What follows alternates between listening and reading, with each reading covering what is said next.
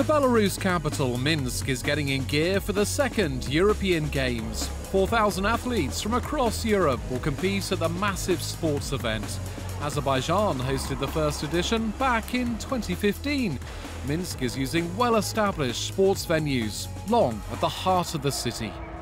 Minsk is some sort of unique situation. We didn't have to spend huge money for infrastructure, for sports venues, and so on and so forth. We had just to renovate them and to make them be prepared to host sports in one city at the same time.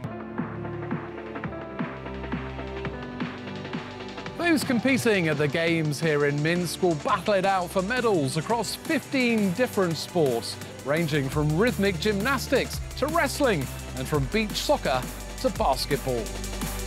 Rhythmic gymnast Ekaterina from Minsk will be among them. She's 22 and trains for up to 9 hours a day.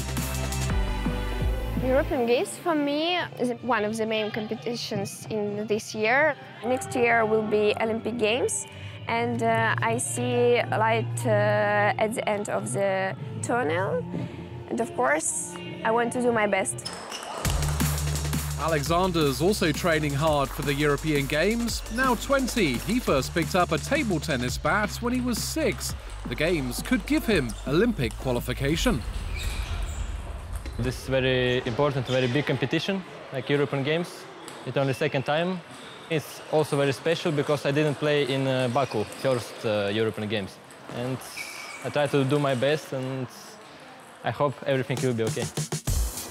The European Games will not only bring scores of athletes to Minsk, but also officials and spectators.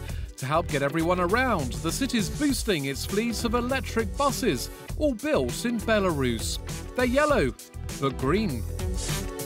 When people will come to the second European Games, they can easily find more than 80 modern electric buses on the most popular routes. Visitors can easily get to any sports event, and they will see how our buses are environmentally friendly, quiet and comfortable. As well as green technologies, Minsk is a city embracing all sorts of other innovations like virtual reality and artificial intelligence. The IT startup sector is thriving. Tech firm Synesys has made it big. Its young workforce, now 1,000 strong, has designed a special app for the European Games, a one-stop shop for information. Where the venues are, what programs of which sports are held there, even where you can buy tickets for the sports, and all this kind of information is available in the app. Also about the places in Belarus, about Belarus itself, about Minsk. It's very interesting. Developers here have also come up with a digital platform to help organisers manage the Games, providing all sorts of logistical information. Games management system, I think, is the brain of any event, maybe after great people. For example, we help to organize processes in accreditation, in accommodation, arrivals and departures, transport, logistics, venue management. Beyond the European Games, the buzzword is legacy. Organisers keen to ensure Minsk reaps long-term rewards.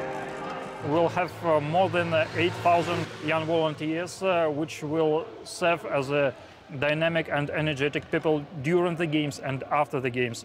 We are also not spending money for the Games, we are investing them into modernization of the city infrastructure to create it more green and friendly for the citizens' city.